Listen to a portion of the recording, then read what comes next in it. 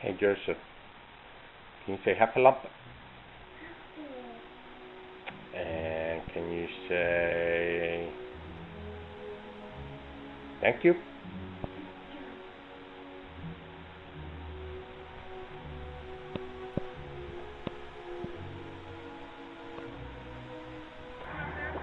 Just fun, Joseph? You having fun?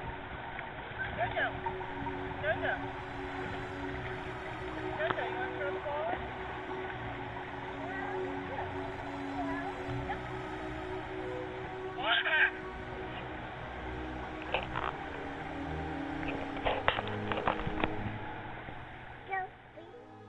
Our friends Dave and Teresa, they adopted a girl from West Virginia, so they came and stayed with us while they were doing that, because they had to be in state until everything was finalized.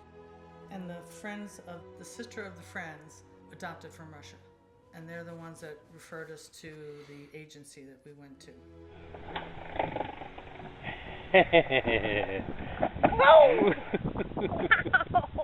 So it was a fairly long process.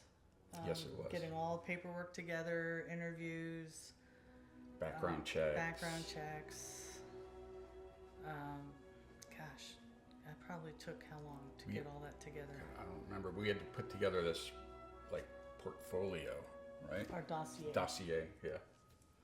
That had what? What was in that? I can't remember. Everything. Pictures of the room, showing that the room was ready. Just lots of family information. It was extensive. And then just a lot of the paperwork that we had to pull together. Financial stuff. Yeah. Oh my goodness, we were It was a lot. poked and prodded and Yeah. And then once that dossier was approved, they send it to Russia. And then they start looking for a match.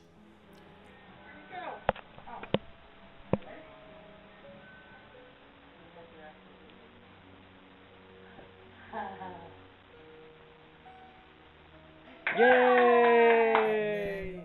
I was at work one day and we got pictures of Joe and I opened them up and instantly, I knew this was the baby. This was the one. When did you first find out you were adopted? I found out when I was younger. There isn't a specific time I remember, but I kind of always knew growing up. My parents never hid that. They would always tell me. So I don't recall a specific time, but definitely when I was younger, I had always known. You always knew, like, what do you mean? Do you feel like disconnected from people to a certain point, or? I don't think so. I think, honestly, more connected in a sense of coming from a different place and people knowing that and then understanding there's like a whole nother part to you. So when I was younger, I didn't think about it a whole lot. I was young, wasn't a big issue at the time. But as I've gotten older, it's definitely developed me as a person, and I'm glad to have it as part of my identity. And honestly, for socially, it has helped. People finding out that I'm from Russia, I never have gotten a bad response to that. People always think it's super cool. So I think it's a great thing, and as I've gotten older, I've been able to understand more about it. In June of 2005, Yep. we went over and we met him, and we also hired a doctor in country to examine him and make sure everything was okay, and she said, clean bill of health.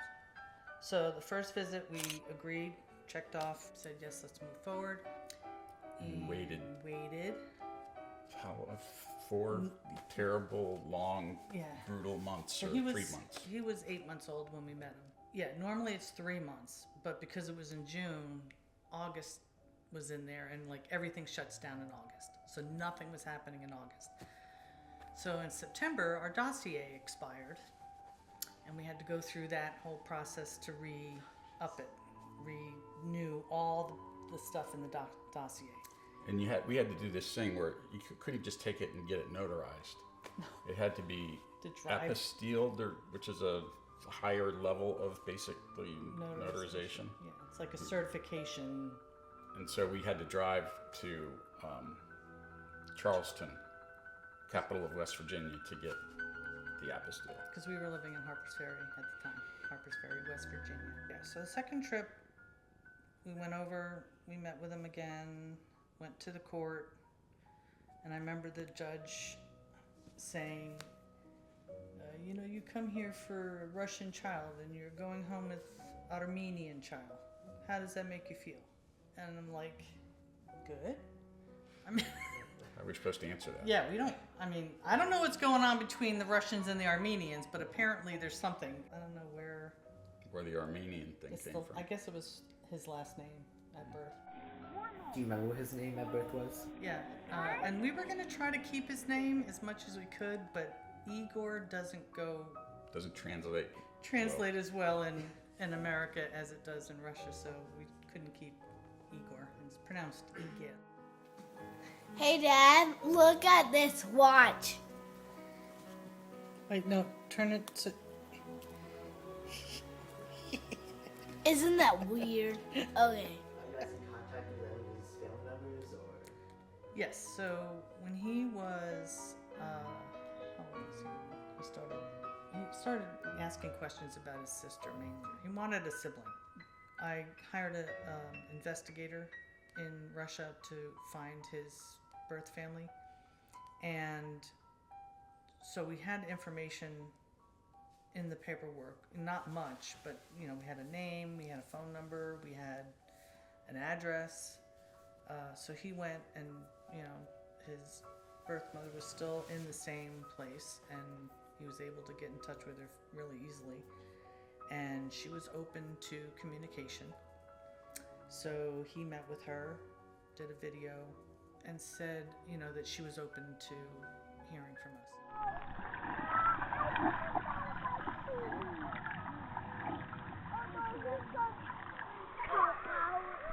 Nice, Joe. 2 flips. This is a necklace that was sent to me by my birth mom and sister. It is, I want to say, a bald eagle or some sort of eagle on there. Yeah, this is one of the few that they've sent me. I just keep it in my room at all times. And then I also have a shirt that they sent me. So it's, I don't know what it says. I should probably find that out, but yeah, no, this is one of my favorite things that they've sent me. Just because, well, honestly, I really just thought it looked good, and the meaning behind them sending it to me. Here I have, I don't know what I would call it, a birth box maybe. So this has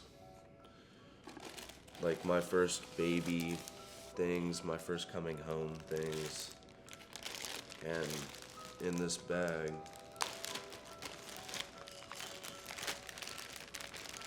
I have a little book here that's "This Is Your Story." Joseph, Scott, Katie, in our hearts you are already ours. We simply had to bring you home.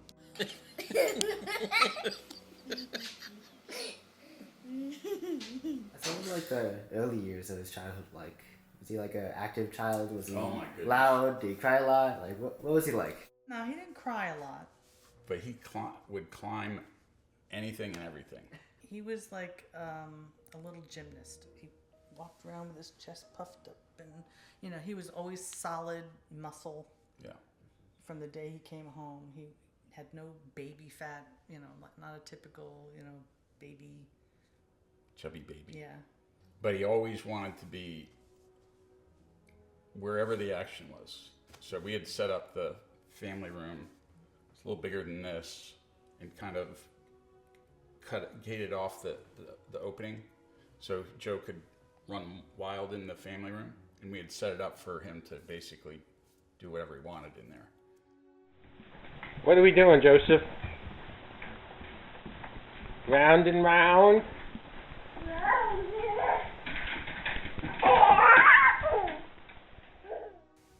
you have any like fond memories or like memories that like stick in your head the most when you think about Joseph?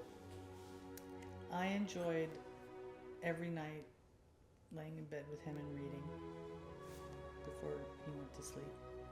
And that's when we would have our talks. You know, there's pictures that I've taken of him that I think helped me recall some of those kind of moments.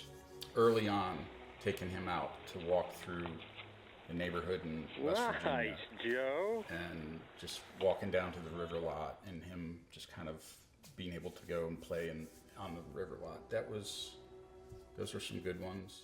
Has the idea of going back to that show and trying to connect with your roots ever been an interest to you? I would love to.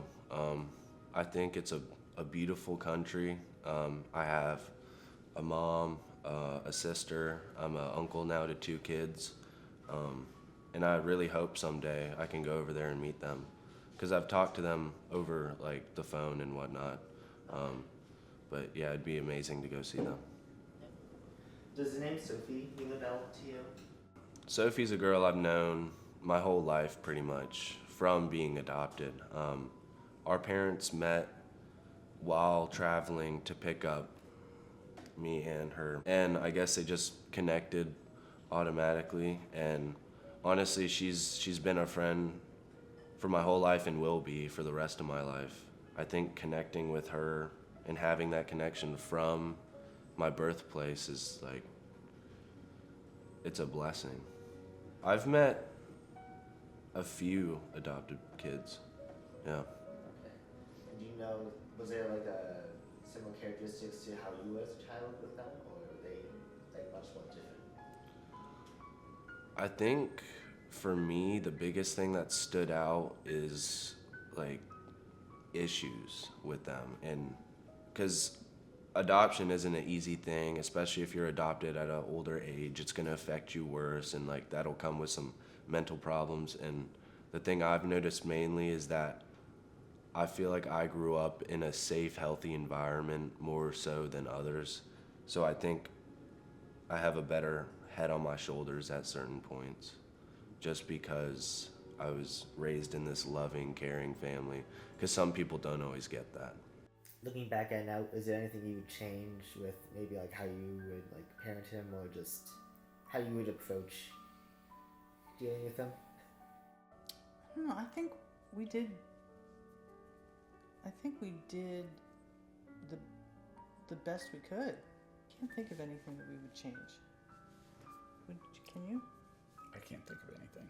I mean, I think we just really made an effort to be tuned into his particular needs. Yeah, like his needs, and you know, always thinking about, at least, you know, just always trying to figure out where his head was at and how to deal with whatever was happening at the time. And I think we were very responsive parents in that respect. In terms of how we raised him, I don't think I'd change anything.